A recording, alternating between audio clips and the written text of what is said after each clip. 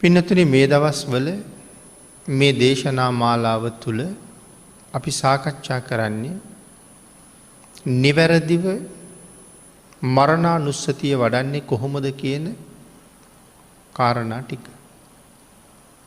අපි අවසානයේ සාකච්ඡා කළේ මේ ලෝකේ එකට ඉපදිච්ච අය සමහර වෙලාවට මරණයට පත් වෙනකොට විවිධ තැන්වල ආපහු ගිහිල්ලා උපදිනවා.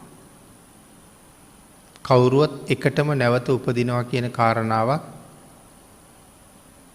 කාටවත් හරියටම සඳහන් කරන්න පුළුවන්කමක් නැහැ.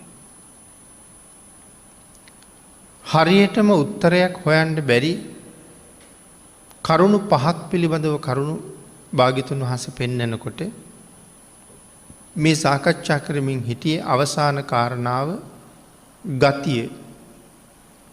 කලින් සාකච්ඡා කළා මරණය සිදුවෙන තැන හරියටම නිශ්චිතවම කාටවත් කියන්න පුළුවන් කමක් නැති බව. ඒ වගේම මරණයට පත් වුණ කෙනා කොහෙද උපදින්නේ කියන කාරණාව හරියටම කියන්න පුළුවන්කමකුත් නැහැ. ඒ නිසා තමයි සඳහන් කළේ එකට ඉපදිලා ඉන්න අය මැරිලා තව වෙනත් තැන්වල උපදින්න පුළුවන්. උදාහරණයක් හැටියට පෙන්නවා සමහර වෙලාවට අපේ ගෙදර සමාජිකයෝ ගණනාවක් ඉන්නවා. හදිස්සියේ ගෙදරම අය එකම වතාවේ මරණයට පත් වෙනවා. අපි කියමු පස්කන්දක් කඩා වැටිලා ගෙදර යට වුණා. එහෙම නැත්නම් ලොකු ජල ගැල්මකට මැදි වෙලා සම්පූර්ණ ගෙදර අය එකපාර මැරුණා. එහෙම වුණාම ගෙදරම අය අම්මා තාත්තා දරුවෝ ආයෙත් වෙනත් තැනක එකටම උපදිනවා කියන කාරණාවක් මේ ලෝකේ නැහැ. අපි ඒ නිසා සඳහන් කළා හතරමං හන්දියක හමුවීමක් වාගේ කියලා. හතරමං හන්දියට හැම පැත්තෙම පිරිස එකතු වෙනවා. නමුත් මේ හන්දියේදී ඒ අය නැවත වෙනත් පාරවල් ඔස්සේ ආයෙ ගමන් කරනවා.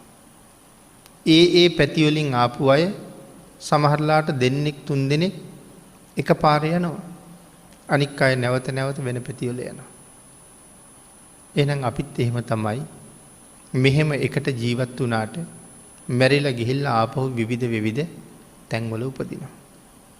ඒ හින්දා උපදින තැන හරියටම නිශ්චිතවම තීරණය කරලා කියන්න පුළුවන් කමක් නැහැ. නමුත් මේ ලෝකේ සමහර අය බලාපොරොත්තු වෙනවා මෙහෙන් මරණයට පත් වුණාම ආයෙත් ගිහිල්ලා එකටම උපදිමු කියලා. එහෙම වෙන්න නම් පින්නතුනි කාරණා තුනක් සම්පූර්ණ වෙන්න ඕනේ. සම සීල, සම සද්ධා, සම ප්‍රඥා. මේ කාරණා තුන මනාව සම්පූර්ණ වෙලා තියෙනවා නම් අපේ ප්‍රාර්ථනාව මේ විදිහට මුදුන්පත් වෙන්න පුළුවන්. එහෙම නැත්නම් පින්නතුනි භාග්‍යතුන් වහන්සේ පැහැදිලි කරන්නේ අපි එහෙම හිතාගෙන මැරෙනවා මිසක් බලාපොරොත්තු වුණා මුදුන්පත් නොවන බව. ඊළඟට පින්නතුනි මේ මැරුණ කෙනා කොහොම උපදීද? කොතන උපදීද? අපේ අය මරණයට පත් වුණාම විවිධ අවස්ථාවන් වල අපි පින්කම් කරලා ඒ අයට පින් අනුමෝදන් කරනවා. නමුත් ඉතින් අපි හරියටම දන්නේ නැහැ අපි අනුමෝදන් කරන පින් ලැබෙනවද නැද්ද කියලා. සමහර විට ලැබෙන්නත් පුළුවන්. එහෙම නැත්නම් නොලැබෙන්නත් පුළුවන්. මේ සක්වලෙන් මරණයට පත් වෙලා තවත් සක්වලවල් සිය ගාණක් ඈත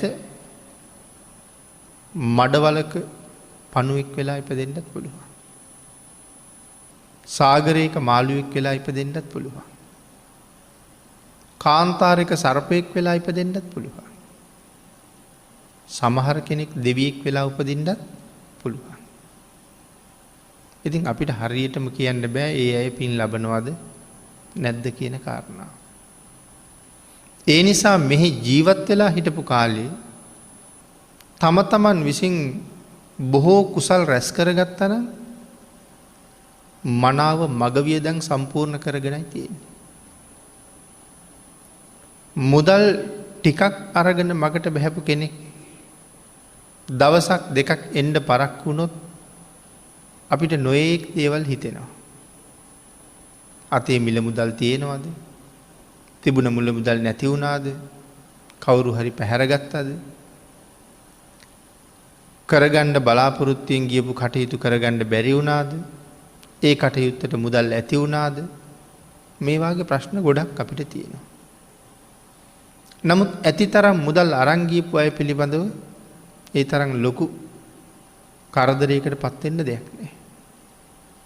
දවස් ගාණක් ඉඳලා හරි මාස ගාණක් ඉඳලා හරි තමන්ගේ වැඩේ කරගෙන ආපහු එන්න පුළුවන්කම ඒ ඇයට තියෙනවා.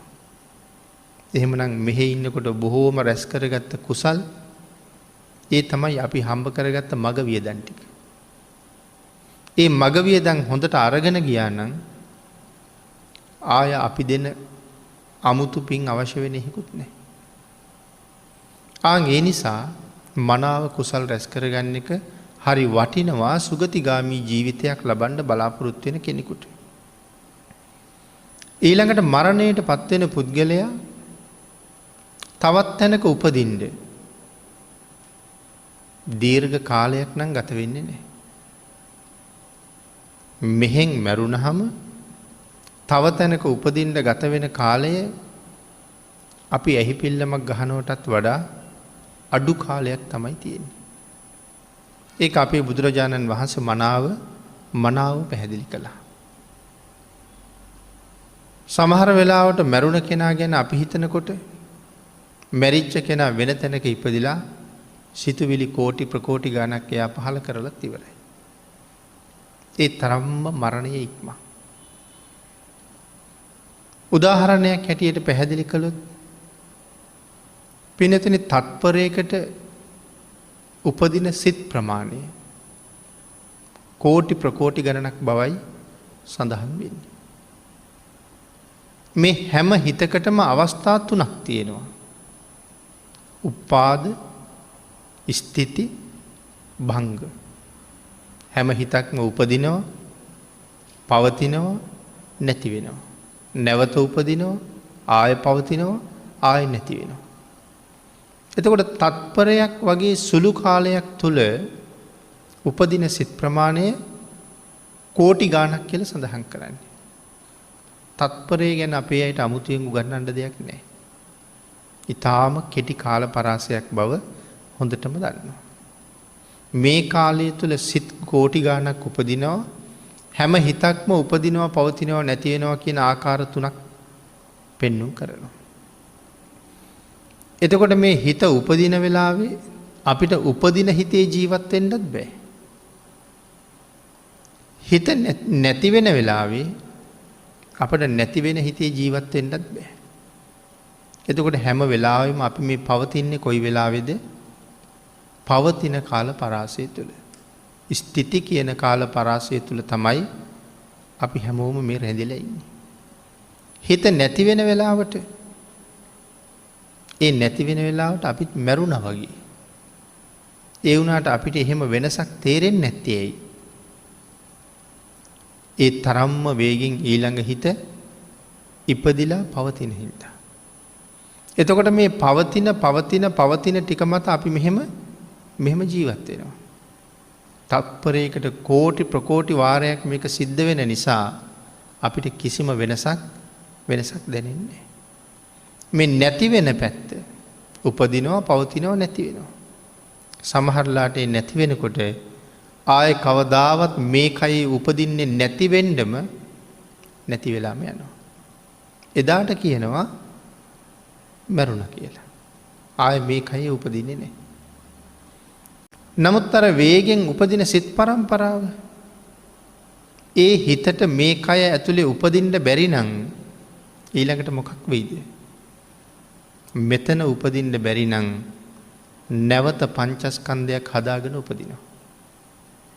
දැන් තේරෙනවද මරුණ කෙනෙක් මොන තරම් වේගෙන් උපදිනවද කියලා? තත්පරයකට සිත් කෝටි ප්‍රකෝටි ගාණක් පහළ වෙනවා. ඒ පහළ වෙවී සිත් ප්‍රවාහයක් හැටියට එක දිගටම ගලාගෙන එනකොට මේ උපාදානස්කන්ධයේ උපදින්න හැකියාවක් නැත්තම් ඒත් එක්කම තව උපාදානස්කන්ධයක් හදාගෙන එතන උපදිනවා. ඒකයි මම කිව්වේ ඇහි පිල්ලමක් ගහන තරම් කාලයක්වත් නැවත තැනක උපදින්න ගත වෙන්නේ නැහැ. අපි තව විදිහකට කල්පනා කළොත් අපි හිතමු අපේ අතේ මදුරුවෙක් වහලා ඉන්නවා. ඊළඟට බොහෝ දෙනාගේ සාමාන්‍ය සිරිත තමයි මදුරුවාට පහර දෙන එක. අපි අත උස්සලා මදුරුවාගේ ඇඟ උඩට පාත් කරනකොට මේක එක පාරම වෙන ක්‍රියාවක් වුණාට අත පාත් වෙලා මදුරුවාගේ තටුවල මදුරුවාගේ අඬුවල අපේ අත යන්තම් ගෑවෙන වෙලාවකුත් එනවා. ඊළඟට තව පාත් වෙලා මදුරුවා තෙරපෙනවා. හැබැයි මදුරුවා තාම ජීවත් වෙනවා. තව ටිකක් අත පාත් වෙනකොට මදුරුවා පුපුරනවා. තාමත් මදුරුවා ජීවත් වෙනවා. තවත් ටිකක් පාත් වෙනකොට මදුරුවාගේ ජීවිතේ නැති වෙනවා. මදුරුවා තැල්ලම ඉවර වෙනවා. නමුත් ඒ තැලෙන මොහොත වෙනකම්ම මදුරුවාගේ හිත් උපදිනවා. ඒ හිත් උපදින තාක්කල් මදුරුවා ජීවත් වෙනවා. අපි විසින් මදුරුවා තලලා මදුරුවාගේ ශරීරය ඇතුලේ සිත් උපදින්න බැරි තත්වයට පත් කළාට පස්සේ ඒ උපදින සිත් පරම්පරාව වෙන තැනක ආයි කයක් හදාගෙන උපදිනවා. අපි හැමෝගෙම ජීවිතේ ඒ විදිහයි. ඒ හින්දා මේ මරණයට පත්වෙච්ච කෙනෙක් නැවත උපදින්න මෙච්චර කාලයක් ගත වෙනවා කියන එකක් නෑ. තාම සුළු මොහොතක ඒක වෙනවා. මේ ජීවිතයේ තියෙන අන්තිම හිත ඒකට අපි කියන්නේ චුතිසිත කියලා. මේ ජීවිතයේ තියෙන අන්තිම හිතට කියන්නේ චුතිසිත. වෙන තැනක උපදින පළවෙනි හිතට කියන්නේ ප්‍රතිසන්දි චිත්තය කියලා. එහෙනම් මේ චුතියයි ප්‍රතිසන්දියයි අතර දිග කාලයක් නැති බවයි මෙතන සඳහන් කරලා තියෙන්නේ. ඊළඟට බුදුරජාණන් වහන්සේ පැහැදිලි කරනවා මරණයට වයසක් නැහැ කියලා. අහවල් වයසේ අය නම් මැරෙන්නේ නැහැ කියලා කාරණාවක් නැහැ. ඕනෑම වයසක ඕනෑම වෙලාවක ඕනෑම තැනක මේ මරණය කියන ධර්මතාවය සිද්ධ වෙන්න පුළුවන්. බොහොම ශක්තිමත්ව හිටපු අය බලාපොරොත්තු නොවිච්ච මොහොතකම මැරිලා. අපි කියනවා ගස්ගල් වගේ හිටපු අය කියලා. නමුත් අපි සියලු දෙනාටම පුදුමයක් ඉතුරු කරලා ඒ අය ජීවිතෙන් සමුගත් අවස්ථා ඕන තරම් අපි දැකලා තියෙනවා. හදිසියෙම නහරක් පුපුරන්න පුළුවන්. හදිසි හෘදයාබාධයක් ඇති වෙන්න පුළුවන්. එහෙම නැත්නම් විදුලි සැරක් වදින්න පුළුවන්. වැඩ කරන යන්ත්‍රයක් උඩ කියතක් උඩ වැටිලා කැපිලා ජීවිතේ විනාශ වෙන්න පුළුවන්. අද උදේ වැඩට ගියහම මේ යන්ත්‍රයෙන් රෑ වෙනකම්ම මම වැඩ කරලා ඉවර කරනවා කියලා තීරණයක් නැහැ. ඒ යන්ත්‍රයේ මතම වැටිලා ජීවිතේ ඉවර වෙන්න පුළුවන්. ඒ නිසා මේ අහවල් හේතුවෙන් නම් ජීවිතේ නැති වෙන්නේ නැහැ කියලා කතා කරන්න හේතුවක් ඇත්තෙම නැහැ. ඒ තරම්ම අනිත්‍ය ජීවිතයක් අරගෙන තමයි අපි සදාකාලික ජීවත් වෙන්න වගේ මේ ලෑස්ති වෙන්නේ. මුහුදු ගියපු දීවරයා ආපහු එයි කියලා අපිට කොහොමවත් කියන්න බෑ. පාසල් ගියපු දරුවා ගියපු විදිහටම ආපහු එනවා කියලා අපිට කොහොමවත් බලාපොරොත්තු වෙන්න පුළුවන්කමක් නැහැ. අපි ළඟ විශ්වාසයක් තියෙන වෙනවා කියලා. නමුත් සමහර ලාවට එහෙම එන්නේ නැති වෙන්න පුළුවන්. හරියට නිකන් දියමත ඇඳපු ඉරක් වගේ ජීවිතේ. ඇඳීගෙන යනකොට මැකීගෙන යනවා. තනපතක් අග තියෙන පිණි බින්දුවක් වගේ. කොයි වෙලාවෙ වැටිලා යයිද මොන වෙලාවෙ වේලිලා යයිද කියන තීරණයක් නැහැ. ජීවිතෙත් ඒ වගේ. ඒ නිසා බුදුරජාණන් වහන්සේ පැහැදිලි කරනවා ජීවිතයේ මේ තරම් අනිත්‍යයි මරණයෙන්ම කෙරවල වෙන සුළුයි. නමුත් මරණය පිළිබඳව කිසි කෙනෙක් බිය නොවිය යුතුයි කියලා. හේතුව තමයි මරණයට බය වුණා කියලා කවදාවත් මරණයෙන් මිදෙන්න පුළුවන් කමක් නැහැ. අපි මොනතරම් බයෙ හිටියත් රැකවරණ හොයාගෙන කොහෙ යන්න උත්සාහ කළත් කොහෙවත් රැකවරණයක් නැහැ.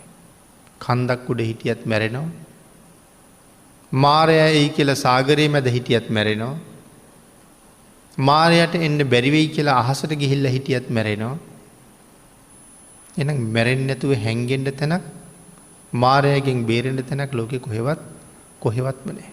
ආන් ඒ නිසා දේශනා කළා මරණයෙන් බේරෙන්න පුළුවන් කමක් නැහැ. බය නැතුව මරණයට මුහුණ දෙන්න සූදානම් වෙන්න කියලා.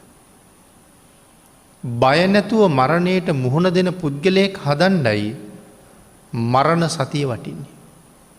නිරන්තරයෙන්ම මම මැරෙන කෙනෙක් කියන කාරණාව හොඳටම සිහිපත් කරලා ප්‍රගුණ කරලායි තියෙන්නේ.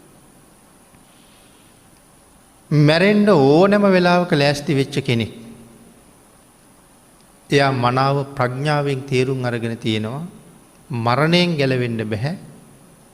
නමුත් අපායෙන් ගැලවෙන්න පුළුවන්කම තියෙනවා. දුගතියට යන එකෙන් ගැලවෙන්න පුළුවන්කමක් තියෙනවා. සුගතිගාමී ජීවිතයක් මීට වඩා සැප සහිත ජීවිතයක් ගොඩනගන්න පුළුවන්කම තියෙනවා. ඒ සඳහා බුදුරජාණන් වහන්සේ මඟ පෙන්වලා තියෙනවා පවෙන් වැළකීලා නිරන්තරයෙන් කුසල් මත පෝෂණය වෙන්න ඕනෑම වෙලාවක මරුණට කමක් නැහැ. නමුත් සතර අපාය ආදී දුගතියකට කවදාවත් මේ පුද්ගලයා යන්නේ නැති බව කරුණු කාරණා සහිතව භාග්‍යතුන් වහන්සේ පැහැදිලි කරනවා. මරණය පිළිබඳව කලකිරීමක් ඇති කරගන්න එක ඒ තරම් තේරුමක් නැති වැඩක්. නමුත් ජීවිතය පිළිබඳව ආර්ය වූ කලකිරීමක් ඇති කරගන්න පුළුවන්. ඒ ආර්ය වූ කලකිරීමක් කියලා කියන්නේ ආර්යයන්ට මේ ජීවිතය පිළිබඳව දුකක් නැහැ. නමුත් අනිත්‍ය වූ ජීවිතයෙන් මිදෙන්න මගක් හදාගන්න උන්වහන්සේලා වීරිය වඩලා තියෙනවා. ඕනෑම වෙලාවක මරණය තමන් හොයාගෙන එනවා. ඒ ඕනෑම වෙලාවක මරණය බාරගන්නත් සූදානම් වෙලා ඉන්නවා. නමුත් එහෙම සූදානම් නැති කෙනාට මරණාසන්න වෙන්න ජීවිතේ ලොකු බයක් උපදින්න පටන් ගන්නවා. නමුත් සූදානම් කෙනාට කොහොමවත් බයක් නැහැ. ශක්තිමත් නිසා ඔහු හුඟක් සතුටින් ඉන්නවා. ඇයි මීට වඩා හොඳ තැනක උපදින්න පුළුවන් බව දන්න නිසා. මීට වඩා හොඳ තැනකට යනවා නම් කොහොමත් සතුටුයි. එහෙනම් එහෙම සතුටු වෙන මගක් හදා ගණ්ඩයි භාග්‍යතුන් වහන්සේ නිරන්තරයෙන් අනුශාසනා කරන්නේ. ඊළඟට පින්නතුනි බුදුදහම හැම වෙලාවෙම අපිට ඉගැන්වුවේ සතුටින් කටයුතු කරන ක්‍රමයක්. අනිත්‍ය දුක්ඛ අනාත්ම ත්‍රිලක්ෂණය බුදුරජාණන් වහන්සේ පෙන්වුවේ මිනිස්සු බය කරලා තියන්නවත් මිනිස්සුන්ට මේ ලෝකේ එපා කරන්නවත් මිනිස්සුන්ගේ සතුට නැති කරන්නවත් නෙමෙයි. මිනිස්සු ශක්තිමත් කරලා මිනිස්සු නිර්භය පුද්ගලයෝ බවට පත් වෙලා සතුටින් පිරිච්ච ජීවිත පෝෂණය කරන්න. කුසල් නිසා බොහොම ශක්තිවත් අය බවට පත් කරන්නයි බුදුරජාණන් වහන්සේ මේ කරුණ දක්වන්නේ. ඊළඟට පින්නතුනි අපේ හිතේ සුවය සැපය සඳහා බුදුරජාණන් වහන්සේ නිරන්තරයෙන් මරණය සිහිපත් කරන්න කියලා දේශනා කළා. පංචකාම ලෝකයට අපි හරි කැමතියි. පංචකාමයේ භුක්ති විඳින්නත් අපි හරි කැමතියි. නමුත් බුදුරජාණන් වහන්සේ අපිට පෙන්වුවේ පංචකාමයේ අත්හරින්න කියලා දේශනා කරාම හුඟක් අය කල්පනා කරනවා එතකොට ජීවිතේ නීරස වෙයි කියලා. නෑ පින්නතුනි මේ පංචකාමයේ අත්හැරියහම අත්හරිනවා කියලා කිව්වේ සම්පූර්ණයෙන්ම අත්හරිනවා කියන එකද? නෑ ක්‍රමක්‍රමයෙන් මිදෙන අයත් හොඳට කෑම කාලා හොඳට ඇඳුම් ඇඳලා යාන වාහන වල ගමන් ගිහිල්ලා බොහොම සතුටින් ජීවත් වෙනවා. ආන්ගේ බොහෝ සම්පත් අත්හැරපු අය ජීවිතේ නිදහසක් සැහැල්ලුවක් තියාගත්ත අය ඇලීම් බැඳීම් වලින් නිදහස් වෙච්ච අය ගැටීම් වලින් තොරව කරදර වලින් තොරව අනික් අයට වඩා හරි සතුටින් ජීවත් වෙනවා. ඒ නිදහස් ජීවිතය තුළ තියෙන සතුට නිදහස භුක්ති විඳින්නෙක් මනාව දන්නවා මිසක් පංචකාමයට ඇලිලා නිදහස නැති කරගෙන නමුත් මේක සැපයි කිය කල්පනා කරන කෙනෙකුට මේක කියලා දෙන්න උත්සාහ කළාට තේරෙනවා බොහොම අඩුයි. නමුත් ඒ සුවය භුක්ති විඳින කෙනා තමයි දන්නේ අන් අයට වඩා මම මොනතරම් සැහැල්ලුවෙන් ඉන්නවද. නිදහසේ සැහැල්ලුවෙන් ඉන්න එවන් අය මේ පංචකාමයේ තුල පැටලිලා දුක් විඳින අය දිහා බලාගෙන කම්පාවකටමයි පත් වෙන්නේ. ඇයි මේ ගැන මේ ඇයට තේරෙන්නේ නැත්තේ කියලා. නමුත් අපි රෑදවල් දඟලලා හොයලා තියෙන සතුට ඇත්තටම අපිට හම්බ වෙලා නැත්තෙමත් සතුට. ඒ නිසාත් භාග්‍යතුන් වහන්සේ මේ මරණ සතිය අපිට දේශනා කරනකොට පංචකාමයෙන් මිදෙන්න කරුණු කාරණා මනාවගෙන හැර දක්වනවා. පිනතුනි කෙනෙකුට නිවැරදිව ජීවත් වෙලා හොඳ ප්‍රබල හිතක් හදාගෙන මනාව ශක්තිමත් ජීවිතයක් ගොඩනගා ගත්තහම සමහර වෙලාවට මරණය ඒ පුද්ගලයා ළඟට ළඟා වෙන්නත් බය වෙන්න පුළුවන්. මොකද මේ ශක්තිමත් මිනිස්සු ගාවට මායයත් ලං වෙන්න ටිකක් බයයිද කියලා හිතෙනවා. මේ ශක්තිමත් කිව්වේ කායික ශක්තිමත් බව නෙමෙයි. ආධ්‍යාත්මීය ශක්තිය තියෙන අය ළඟට. මොකද මායя කියලා කියන්නේ අපිට වඩා හරි ප්‍රඥාවන්ත කෙනෙක්. මායя අපිට වඩා ප්‍රඥාවන්තයි කියලා කියන්නේ. මායя කියලා කියන්නේ දසපාරමිතා සම්පූර්ණ කරපු කෙනෙක්. ඒ නිසා මහා ප්‍රඥාවන්තයි. දසපාරමිතා සම්පූර්ණ කළා කියලා කියහම සමහර කෙනෙකුට සැකයක් උපදින්න පුළුවන්. තව කෙනෙක් මේක චකිතයකින් විවේචනය කරන්න පුළුවන්. මායя ඒ තරම් පින් කරපු කෙනෙක්ද කියලා. පින්නතුනි පින් කලේ නැතුව කොහොමවත් මායя වෙලා උපදින්න බෑ. ස්ත්‍රියකටවත් මායя වෙලා උපදින්න බැරි බවයි සඳහන් කළේ. මායя වෙලා උපදින්න බලාපොරොත්තුවක් තියෙනවා නම් ස්ත්‍රීත්වය අත්හැරලා වෙනම පින් කරන්න ඕනේ. නැත්නම් ස්ත්‍රී භාවයේ ඉඳගෙන එතෙන්ට යන්නත් බැහැ කියලා සඳහන් කරා. දෙවියන් අතර වැඩියෙන්ම සැප විඳින කෙනා. 6 වෙනි දිව්‍ය ලෝකේ රජුරු වසවර්ති මාරයා. පාරමිතා පුරන්න ඕනේ. එතකොට කෙනෙකුට හිතෙන්නේ නැද්ද එච්චර පින් කරලා ඉඳගෙනත් එනම් පව් කරනවද කියලා? ඒකටත් කාරණාවක් පෙන්නනවා. එහෙම පව් කරන්න වෙලා තියෙන්නේ තමන්ගේ තනතුර හින්දා කියලා. තනතුර රැකගන්න පව් කරනවා. මනුස්ස ලෝකෙත් බලන්නකෝ. තනතුරු රැකගන්න කොච්චර පව් කරනවද කියලා. තනතුර රැකගන්න බොරු කියනවා. තනතුරු රැකගන්න ප්‍රාණඝාත කරනවා.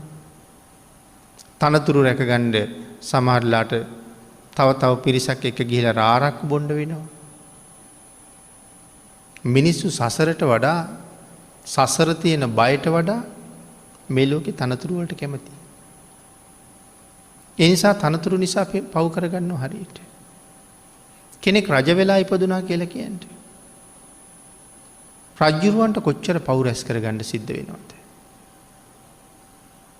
අපේ මහ බෝසතාණන් වහන්සේ තේමිය කුමාරයා හැටියට ඉපදිලා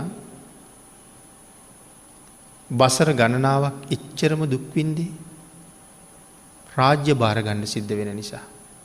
ඇස් පේන්නේ නැති කෙනෙක්, කන් ඇහෙන්නේ නැති කෙනෙක්, කතා කරන්න බැරි කෙනෙක්, අතපය දිගාරින්න බැරි කෙනෙක්, නැගිට ගන්න බැරි කෙනෙක් හැටියට පිය රජුරුව මොන තරම්නම් දුක් දුන්නද?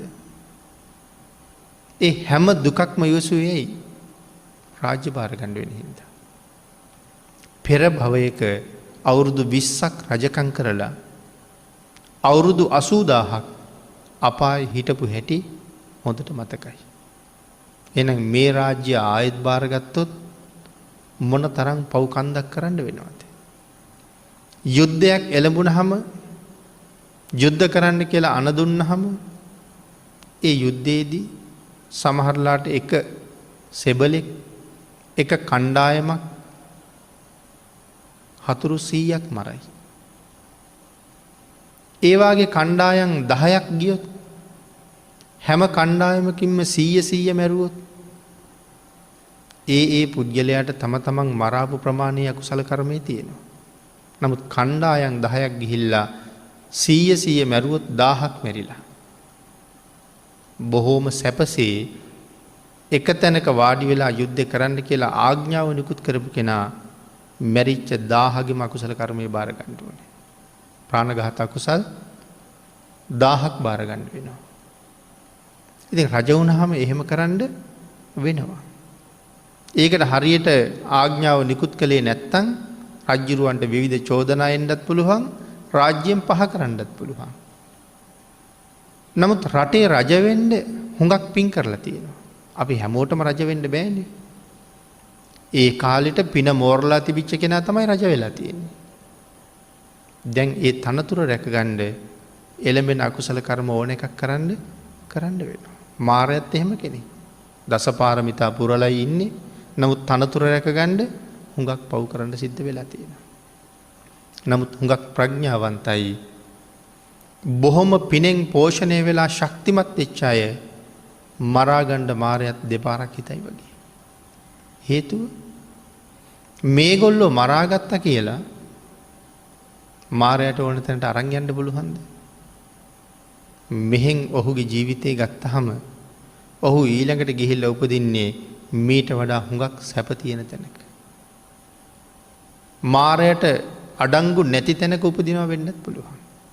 ඒ කියන්නේ ඕනෑම කෙනෙක් මාර ග්‍රහණයට ලක් වෙනවා. නමුත් මාරයා විවිධ වෙලාවල් වල බලපෑම් කරන ජීවිතය ගත්තේ නැති වුණාට මේ ලෝකේ ජීවත් වෙනකොට මේ පංචකාම සම්පත් වල අතරමං වෙනකොට කවුද මේ වැඩ කරලා ඇත්තේ? මාරයා විසින් නිර්මාණය කරපු ලෝකේ අපිට විවිධ දේවල් ලස්සනට පෙන්නලා අපි රවට්ටලා තියෙන්නේ. ඒ තැන්වල අපි පරක්කු කරගෙන ඉන්නේ මාරයා. පරක්කු කර මොනවද කරලා තියෙන්නේ? පින් කරන්න යන්න දෙන්නේ නැතුව අකුසල් ළඟ නවත්තලා ඉඳලා තියෙන්නේ. ඒකයි පංචකාම ලෝකේ. නමුත් ප්‍රඥාව ඇති කෙනෙක් විතරයි මෙතන අතරමං නොවි කුසල් හොයාගෙන ගිහිල්ලා තියෙන්නේ. එහෙනම් මාරයා එක තැනකද අපිට බාධා කරලා තියෙන්නේ? මේ ජීවිතේ හැම තැනම බාධා කරනවා. ප්‍රඥාව නැති අය මාරයාගේ දැලේම තව පැටලෙනවා මිසක් මේක ලෙහාගෙන යන්න කල්පනාවක් නැහැ. කුරුළු වැද්දෙක් ඇවිල්ලා කුරුල්ලන්ට දැලක් දානවා. මේ දැලෙන් රිංගලා බේරිලා යන්නේ ඊටාම ටික දෙනයි. අනික් සියලු දෙනාම දැලට කොටු වෙනවා. එහෙනම් මේ පංචකාම ලෝකේ මෙහෙම නිර්මාණ කරලා තියෙන්නේ අපිව නතර කරගන්න තමයි. ඇහැට පේන දේවල්, කනට ඇහෙන දේවල්, දිවට දැනෙන රස, නාසයට දැනෙන ගඳ සුවඳ, ශරීරයට දැනෙන පහස, මේ හැම දෙයක් වෙනුවෙන්ම අපි නතර වෙලා ඉන්නවා. ප්‍රඥාවන්තයා මේ සියල්ල ඉක්මවලා වේගෙන් ඉස්සරහට පියඹලා තියෙනවා. මාරයා තමයි හදලා තියෙන්නේ. එහෙනම් මාරයා බලපෑම් කරන්නේ අන්තිම වෙලාව විතරක් නෙමෙයි. නමුත් ප්‍රඥාවන්තයා ප්‍රයෝජන ගන්නවා මාරයට ඕන තැන නතර වෙන්නේ නැති නිසා. ඔහු මරණවට වඩා Tamanට ඕන තැනට යන අය අරන් යන එක මාරයට ටිකක් පහසුයි කියලා තමයි කියන්නේ. ඒ නිසා බුදුරජාණන් වහන්සේ අපිට දේශනා කළා පුළුවන් තරම් ගුණධර්ම වඩන්න. පුළුවන් තරම් කුසල් මත පෝෂණය වෙන එක නිරන්තරයෙන් බුදුරජාණන් වහන්සේගේ අනුශාසනාව. ඊළඟට පින්නතුනි යම් කෙනෙක් බුදුරජාණන් වහන්සේගේ අනුශාසනාවට මනාව කී කරුණං ඒ අය හැම වෙලාවෙම තමන්ගේ බලාපොරොත්තුව මුදුන්පත් කරගන්න අය. තමන් ප්‍රාර්ථනා කරපු දේවල් තමන්ගේ බලාපොරොත්තු නිවැරදිව මුදුන්පත් කරගන්න කැමති අය මොනවද මේ ලෝකෙ කරන්නේ? ඒ අය බුදුරජාණන් වහන්සේට හරි කීකරුයි. ඒ අය බුදුරජාණන් වහන්සේට කීකරු නිසා ඒ අය හරි සිල්වත්. මේ ලෝකෙ ඉටු වුණා නම් යම් පැතුමක් ඒ ඉටු වෙන්නේ සිල්වතුන්ගේම ප්‍රාර්ථනාවයි. යම් කෙනෙක් සැප බලාපොරොත්තු වෙනවා නම් සැප බලාපොරොත්තු වෙන කිසි කෙනෙක් පව් කරන්නේ නැහැ කියන කාරණාවමයි සඳහන් කළේ. එහෙමනම් බුදුරජාණන් වහන්සේ දක්වපු මේ කාරණාවට හික්මිලා කීකරු වෙච්ච අය ලෝකේ ඉන්නේ බොහොම අතලොස්සක් පිරිසයි. වැඩි දෙනෙක් පංචකාමයෙන් අතරමං වෙලා අකුසල්ම කරන්න පෙළඹිච්ච අය. එහෙමනම් මේ අකුසලයේ දුරලලා අකුසලයේ දුරලීමේ සැපය භුක්ති විඳිමින් කුසල් වර්ධනය කරමින් කුසල් වැඩීමේ ප්‍රීතිය භුක්ති විඳිමින් යමෙක් මේ ලෝකෙ ජීවත් වෙනවා නම් ඒ අය ප්‍රඥාවන්තයි. සමහර අය සමහර වෙලාවට අහනවා මේ සතෙක් මරන්නේ නැති බොරුවක් කියන්නේ නැති ජීවත් වෙන අය ඉන්නවද කියලා. සත්තු මරන්නේ නැතුව බොරු කියන්නේ නැතුව රාරකු ටිකක් බොන්නේ නැතුව ජීවත් වෙන අයත් මේ ලෝකේ ඉන්නවද කියලා. එහෙම ජීවත් වෙන්න පුළුවන්ද මිනිස්සුන්ට කියලා. ඒ ප්‍රඥාව නැති අය නගන ප්‍රශ්නය. අපිට කරන්න බැරි නම් යමක් ඒක බුදුරජාණන් වහන්සේ කොහොමවත් අපිට දේශනා කරන්නේ නැහැ. බුදුවරු කියලා කියන්නේ අපේ හිස මත දරන්න බැරි බරක් පටවන්න ලෝකෙ පහළ වෙච්ච උත්තමයෝ නෙමෙයි. හිස මත පැටවෙන බර හිස මතින් අයින් කරන්න පහළ වෙච්ච අය. කරන්න බැරි දෙයක් අපිට කවදාවත්ම දේශනා කළේ නෑ. ඒක බුදුරජාණන් වහන්සේමත් පැහැදිලි කළා මහණෙනි ඔබලාට කවදාවත් කරන්න බැරි දෙයක් මම කියලා නෑ. කරන්න බැරි නම් මම මේක ගැන දේශනා කරන්නේ නෑ කියලා. මේ ලෝකේ අපිට කරන්න බැරි දේවලුත් තියෙනවා. ඒවා බුදුරජාණන් වහන්සේ අපිට දේශනා කරලත් නෑ. නමුත් සාමාන්‍ය පුද්ගලයෙකුට ආරක්ෂා කරගන්න කියලා දේශනා කළේ පන්සිල්. බැරි නම් මම දේශනා කරන්නේ නැහැ කියලාම සඳහන් කළා. හැබැයි ඒ සාමාන්‍ය අයට කරන්න බැරි දේවල් තව තියෙනවා කියලා මම සඳහන් කළා. ඒව භාග්‍යතුන් වහන්සේ සාමාන්‍යයෙන් පන්සිල් රකින්න හැටි දේශනා කළේ නැහැ. මොනවද අපිට ආරක්ෂා කරන්න බැරි දේවල්? අපිට බුදුරජාණන් වහන්සේ දේශනා කළා නම් කුඹුරු කොටන්න එපා කියලා. අපි කොහොමද කුඹුරු කොටන්නේ නැතුව ජීවත් වෙන්නේ? හේන් කොටන්න එපා, වල්ගිනි තියන්න එපා, ගොයන් කපන්න එපා, කොළපා ගන්න එපා, වී කොටන්න එපා, බත්තු යන්න එපා කියලා දේශනා කළා. එහෙමනම් අපිට ජීවත් වෙන්න පුළුවන්කමක් තියනවද? එහෙනම් එපා කීවත් ඒ දේවල් කරන්න වෙනවා. නමුත් මේ දේවල් වලින් පව් සිද්ධ වෙන්නේ නැද්ද? පව් සිද්ධ වෙනවා. කුඹුරු කොටන කොටත් පව් සිද්ධ වෙනවා. හේන් ගිනි තියන කොටත් පව් සිද්ධ වෙනවා. ඒ වුණාට පින්නතුනි කර්මපතයක් රවුම් වෙන්නේ නැහැ. පිප්පලි කුමාරයා කෝටි ගණන් සම්පත් අත්හැරලා පැවිදි වෙන්න ගියේ ඇයි? තමන්ගේ කුඹුරු යාය හානතැනට යනකොට නගුල පිටිපස්සෙන් යනවා කුරුල්ල කොබෙයියෝ. මොනවද අහුල කන්නේ කියලා අහපුවම සඳහන් කළා නගුලට මතුවෙන සත්තු. එතකොට පව් සිද්ධ වෙනවා. ඒ පව් කාටද කියලා ඇහුවා. වැඩ කරන අය මොකද්ද කිව්වේ? ස්වාමීනි මේ කුඹුරේ ආදායම ඔබ වහන්සේට නම් මේ පවුත් ඔබ වහන්සේටම තමයි කියලා. එදයි තීරණය කළේ එහෙනම් මේක සංසාරයෙන් මිදෙන්න පහසු ගමනක් නෙමෙයි.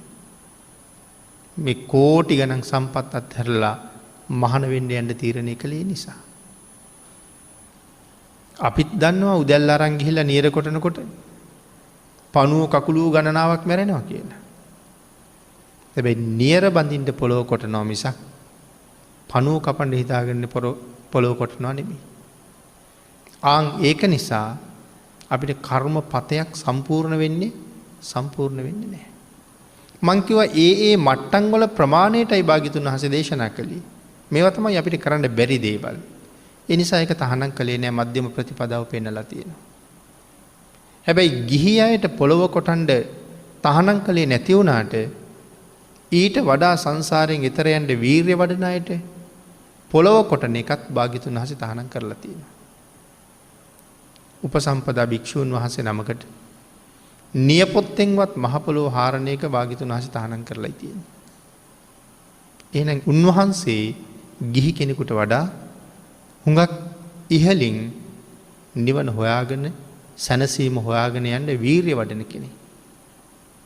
ඒ නිසා ඒ මට්ටම් වලින් ඒක පෙන්නලා තියෙනවා. උන්වහන්සේට නියපොත්තෙන්වත් මහ පොළොව හාරන්න එපා කිව්වා. නමුත් අපිට කුඹුරු කොටන්න අවසර දීලා තියෙනවා. එහෙනම් උන්වහන්සේට තියෙන තරම් සිල්පද ප්‍රමාණයක් තියෙනවද අපිට? එහෙනම් අපේ මට්ටමයි පෙන්නලා තියෙන්නේ. මේ මට්ටමවත් කරන්න බැරි නම් අපිව රැක ගන්න භාග්‍යතුන් වහන්සේ ලෑස්ති වෙන්නේ නැහැ.